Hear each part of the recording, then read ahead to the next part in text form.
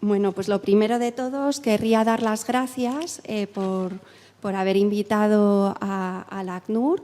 a participar en estas jornadas y dar nuestra visión brevemente sobre cómo vemos nosotros los avances y los retos en el ámbito de la protección internacional y su vinculación con la trata de personas, la trata de seres humanos. Veo que vamos un poquito… No quiero alargarme mucho porque así damos paso al debate, que yo creo que siempre es muy interesante, y porque también aquí veo muchas caras conocidas que trabajan en este ámbito, con lo cual todo les va a sonar un poco a lo mismo, pero bueno, intentaré ser breve. Lo primero que me gustaría comentar es hacer una reflexión y el mensaje que me gustaría también transmitiros, sobre todo a las personas que trabajáis con víctimas de trata, pero que a lo mejor no tenéis mucha experiencia o no tenéis pues es un conocimiento del ámbito de la protección internacional, insistir un poco en esa vinculación que sí que existe entre el fenómeno de la trata y las situaciones de trata que en muchas ocasiones pueden equivaler a persecución porque supone una violación muy grave de derechos humanos muy básicos, como es el derecho a no sufrir torturas, tratos inhumanos o degradantes, el derecho a la integridad, a la libertad, a la vida, etcétera, ¿no? Entonces, para que un poco veáis la vinculación que hay entre la figura de la protección internacional y la trata de seres humanos, ¿no? Cuando hablamos de protección internacional y a raíz justo pues de toda esta crisis de los refugiados que golpea a Europa a partir de sobre todo del 2015, pues ya yo creo que todo el mundo tiene un conocimiento bastante claro de cuando hablamos de los refugiados, quiénes son. Son personas que han huido de sus países de origen porque hay un conflicto, hay una guerra, hay una violación muy grave de derechos humanos, huyen porque son perseguidos o tienen temor a sufrir persecución pues, por su etnia, por sus ideas religiosas, por sus creencias y opiniones políticas, por el hecho de ser mujer en determinados países donde las mujeres o los niños o las niñas por motivos de edad pues sufren persecución en forma de violencia de género, matrimonios forzosos, mutilación genital femenina, crímenes de honor, reclutamiento de niños y niñas en contextos de conflicto internacional, etcétera. Y ante esas situaciones, estas personas ya no cuentan con la protección efectiva de sus autoridades. Y en esas circunstancias y en esos contextos tienen que cruzar una frontera internacional en busca de esa protección que ya no cuentan y que en principio deberían recibir de sus propias autoridades, porque son estas autoridades las que en muchas ocasiones les están persiguiendo. Pensemos en un activista político de derechos humanos, etcétera, que es objeto de detenciones, torturas por parte de sus autoridades, pero también tenemos otras situaciones, como por ejemplo la violencia de género, que ahí esa violencia, esa persecución, ese hostigamiento se produce por agentes terceros no estatales, pues el marido, la familia, etcétera, y ante esas situaciones esa mujer, ese niño, esa niña, dependiendo de la casuística, tampoco puede ser protegido por sus propias autoridades, recibir una respuesta de protección efectiva, bien porque las autoridades no quieren proteger, hacen la vista gorda ante esas situaciones, porque se consideran pues que forman parte del ámbito privado, que se tienen que solucionar en el contexto de la familia o de la comunidad, o bien porque aunque quieran proteger, el fenómeno es de tales dimensiones que no tienen ni los recursos materiales ni humanos para hacer frente y dar una respuesta de protección efectiva, ¿vale? Entonces, en este contexto ¿Dónde encaja la trata de personas? Bueno, en este contexto, además, también deciros que la ACNUR es la Agencia de Naciones Unidas que está en el centro de todo ese sistema y que el mandato justamente que tiene es la protección y la asistencia a estas personas que no pueden retornar en condiciones de seguridad a sus países de origen, ¿no? Entonces, ¿cuál es el interés de la ACNUR y por qué la ACNUR empieza a trabajar en temas también de trata, ¿no? Básicamente por dos razones. Primero, porque en contextos de refugiados aparecen una serie de factores que de alguna manera incrementan los riesgos de esta población que está bajo nuestro mandato a ser objeto de trata. Pensemos, bueno, pues que son personas que de la noche a la mañana muchas veces tienen que huir, dejar todas sus redes de apoyo sociales, familiares, pierden también a la familia en la huida, durante el trayecto, a la llegada a los países de asilo. Llegada que muchas veces acogida simplemente es una mera tolerancia, pero no hay un acceso real a una residencia legal, a un acceso al mercado de trabajo. Se depende muchas veces y en muchas circunstancias de la ayuda humanitaria, que en muchas circunstancias además es muy limitada, y eso provoca,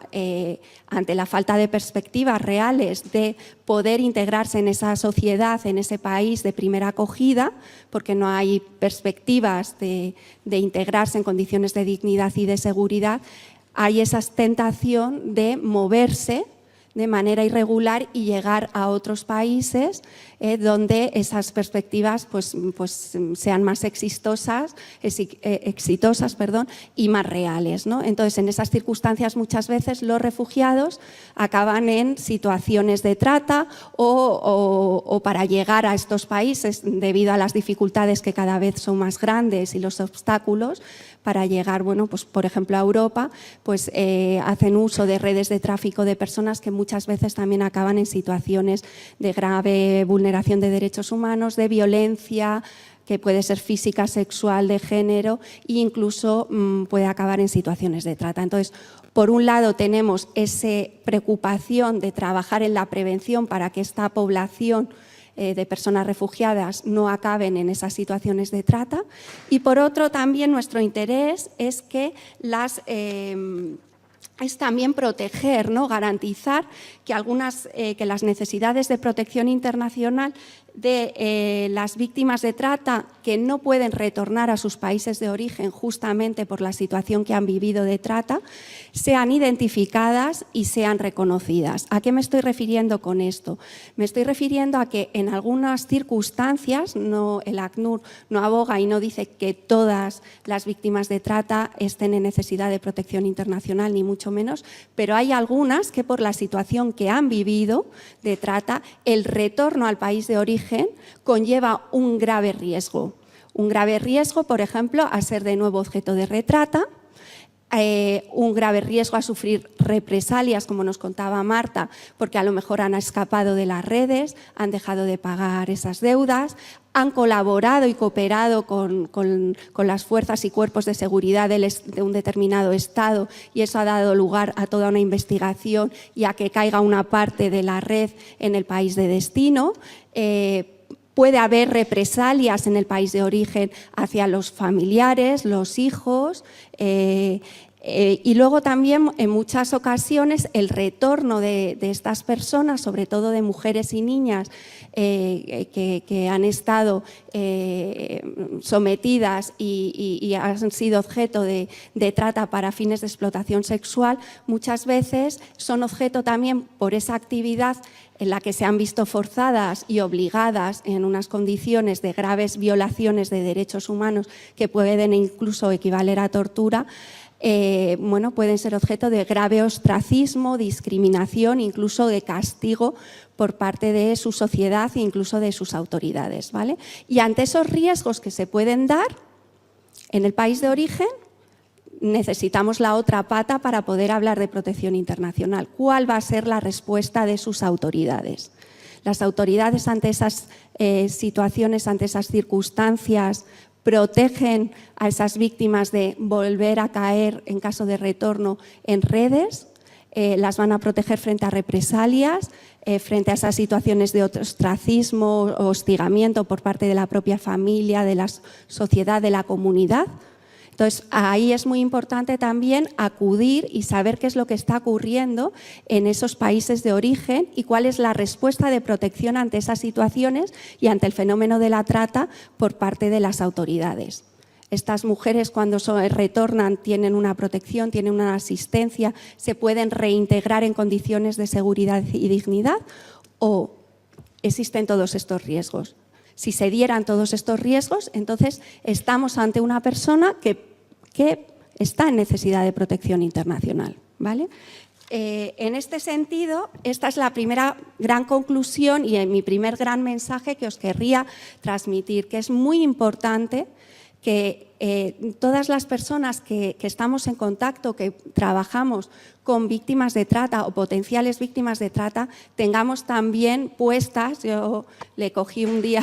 ese ejemplo a Elena Arce, del Defensor del Pueblo, las gafas de la protección internacional. O sea, que tengamos en cuenta que tenemos perfectamente todo este mecanismo de protección específico a víctimas de trata, pero que además existe todo este sistema de protección internacional que es muy importante y muy necesario para aquellas víctimas de trata que no pueden retornar en condiciones de seguridad a sus países de origen porque no van a encontrar una respuesta de protección por parte de sus autoridades. Y que esas necesidades de protección internacional es importante detectarlas, es importante identificarlas y es importante informar a la víctima de que tiene este derecho, de que tiene esta posibilidad y de que puede obtener esta protección y derivarla al procedimiento de asilo. Con esto también el siguiente mensaje que os querría trasladar es que ambos sistemas de protección no son excluyentes. El sistema de protección internacional es complementario y no excluye a todos los mecanismos de protección a víctimas de trata que se ha ido desarrollando en la legislación española. Lo que hay que ver y lo que es importante es conocer el perfil de esa persona, las experiencias, las situaciones y hacer una valoración de cara al futuro. ¿Qué le puede ocurrir si de pronto a esta persona, con estas circunstancias, con esto que ha vivido, la devolvemos a su país de origen? ¿Vale? Porque si hay un riesgo, entonces lo adecuado también es su derivación al procedimiento de asilo, al procedimiento de protección internacional, porque en ese procedimiento es una protección muy potente en el sentido que va a proteger a estas personas frente a cualquier devolución al país de origen. Y esto también es un plus que tiene frente a los mecanismos de protección específicos a víctimas de trata que bueno, pues dependen luego de toda la legislación de extranjería, ¿vale? Dicho esto, querría centrarme ahora en comentar qué avances ha habido y algunos de los retos en los que tenemos que seguir trabajando. El primer gran avance que ha habido y que comentaba también Marta es que desde finales de 2016 se han empezado a reconocer por parte de las autoridades españolas sobre todo mujeres y niños y niñas, los hijos y las hijas de estas mujeres, como refugiadas justamente por la situación de trata vivida en el país de destino, en España, teniendo en cuenta y valorando los riesgos en caso de retorno al país de origen, ¿vale? Esto hasta entonces había sido una lucha porque un poco la práctica era una práctica muy restrictiva de interpretar la definición de refugiados desde una perspectiva, pues eso, no de derechos humanos, no desde el punto de vista de violación grave de derechos humanos,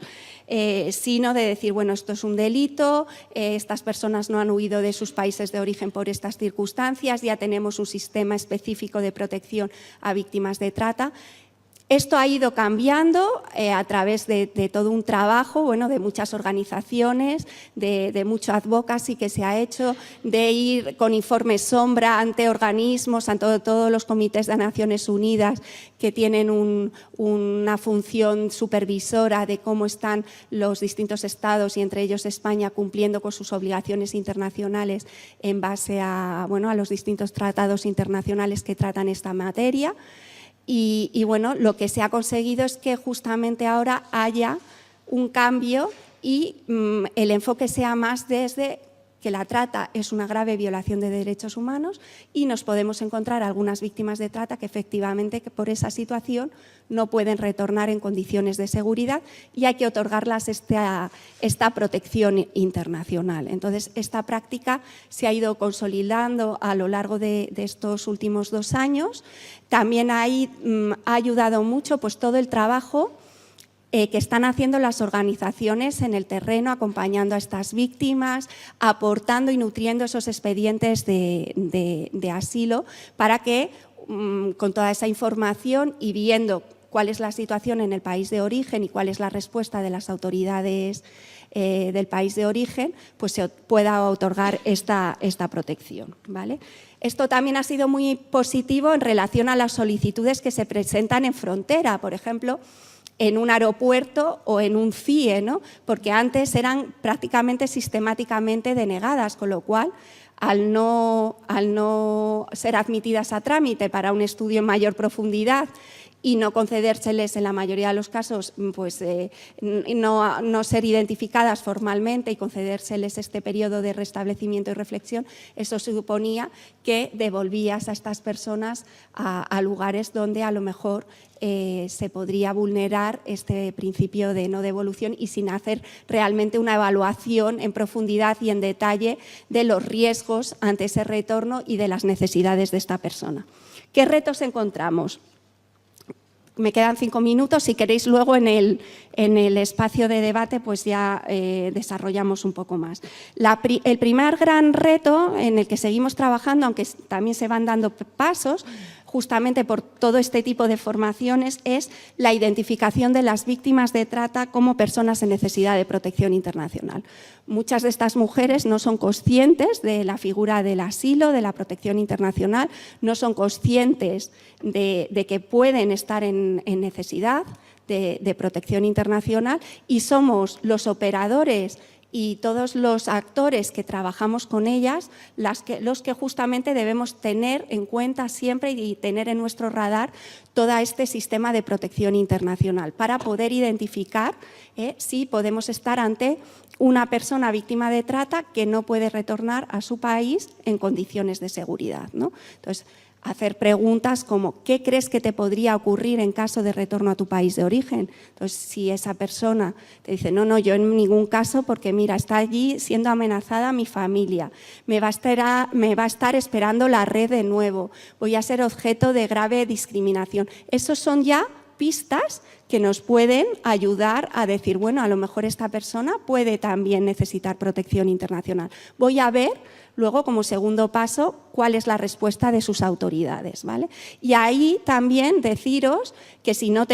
estáis muy familiarizados, también os podéis poner en contacto pues, con organizaciones que trabajan esta materia, dan asistencia jurídica a solicitantes de protección internacional o con nosotros mismos. Otro de los retos muy grande que nos encontramos es justamente cuando estas víctimas de trata solicitan protección internacional, según la legislación de asilo española, deberían recibir un tratamiento diferenciado, justamente porque son solicitantes que tienen una serie de necesidades específicas que hay que responder a ellas de manera adecuada, ¿no? Hay un artículo 46 en esa ley de asilo que establece que vía reglamento se tendrá que garantizar un tratamiento diferenciado de determinados solicitantes que están en necesidad de vulnerabilidad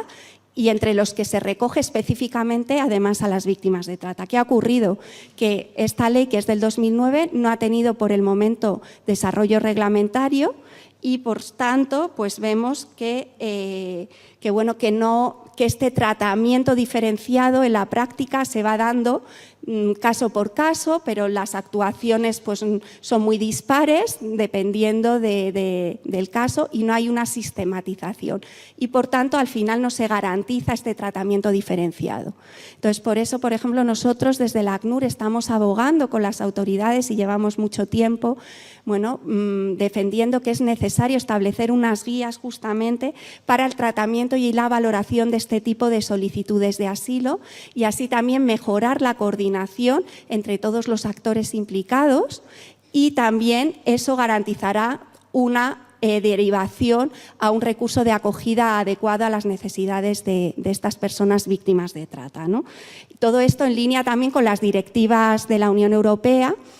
tanto la de procedimientos como la de acogida, que piden a los Estados que lo que tienen que hacer justamente es apoyar, identificar a estos solicitantes con necesidades específicas, por ejemplo, por razón de género o por haber sido objeto de violencia, grave violencia física, sexual o de género, etcétera, ¿no? El tercer gran reto es la identificación de las víctimas de trata o posibles o potenciales víctimas de trata cuando solicitan protección internacional en aeropuertos o centros de internamiento. Aquí también son situaciones muy complejas donde las personas acaban de llegar,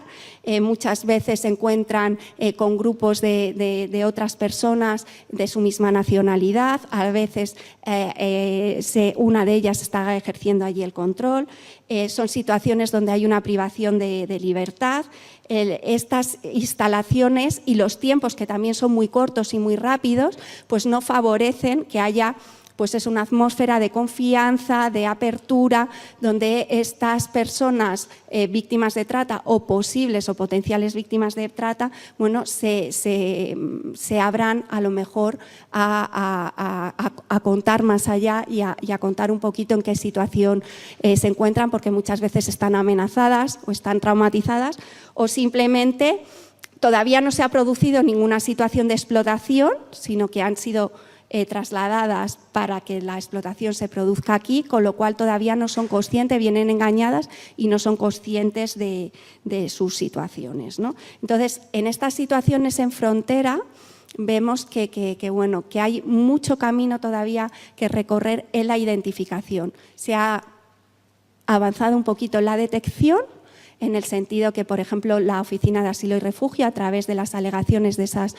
solicitudes de asilo, pues está detectando indicios, ¿no? Posibles indicios de trata, o, por ejemplo, las organizaciones que prestan asistencia jurídica en el aeropuerto de Barajas. Todos estos indicios y esta información se puede trasladar pues a las autoridades policiales responsables, pero claro, si luego los indicadores que vamos a utilizar para hacer una identificación formal de estas personas como víctimas de trata son los mismos que se aplican cuando ya en territorio, con víctimas de trata que ya han sido objeto de explotación, pues al final lo que ocurre es que no estamos identificando a nadie, ¿no? Y entonces ahí también nosotros estamos abogando porque es muy importante que haya protocolos específicos de actuación para fronteras. Porque además vemos que la situación, por ejemplo, que se da en el aeropuerto de Barajas es totalmente distinta y la respuesta a la intervención que se da en el aeropuerto del Prat, por ejemplo. Y luego, bueno, pues tenemos otros aeropuertos donde de pronto pueden llegar víctimas de trata que solicitan protección. Canarias hemos tenido, Málaga, Bilbao, Palma de Mallorca, donde no hay ninguna tampoco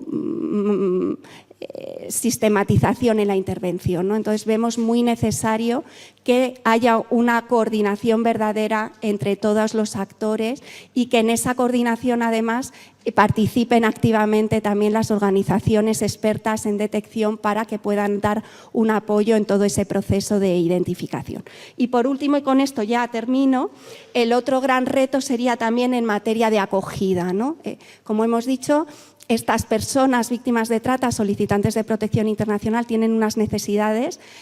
también muy específicas, y en materia de acogida más.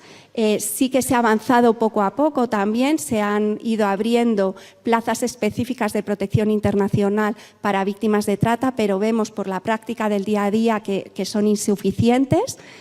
Con lo cual hay que seguir trabajando en esa línea, y que muchas de estas plazas también se tienen que adaptar a los perfiles que nos van llegando, porque no solamente son mujeres, nos llegan hombres, nos pueden llegar niños acompañados o niños no acompañados o niñas, nos pueden llegar mujeres o hombres con algún tipo de discapacidad, como se ha hablado, etcétera. Y aquí, sobre todo, el gran reto, diría yo, que es sobre todo en relación a las derivaciones iniciales que se hacen una vez que las solicitudes han sido admitidas a trámite, porque hoy, en estos momentos, en la actualidad, con el colapso tan grande que hay por el aumento el incremento tan brutal de solicitudes de protección internacional, esto también ha supuesto que el sistema de acogida esté colapsado. Entonces, estas primeras derivaciones se están haciendo en la mayoría de los casos a hostales, con lo cual ahí la acogida a estas víctimas de trata o potenciales víctimas de trata pues a lo mejor no es la más adecuada, y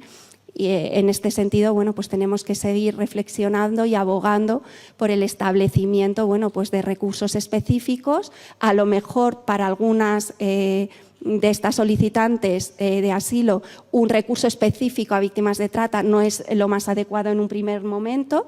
pero sí que ya haya ciertos indicios que es necesario trabajar, y para ello, bueno, pues a lo mejor es necesario un recurso donde haya personal formado en temas de género, de violencia, de trata, que pueda ir haciendo ese apoyo, porque como hemos visto, bueno, pues ese proceso de identificación suele ser muy largo y generalmente en una frontera, y en ese primer momento pues no es posible. Y con esto termino. Gracias.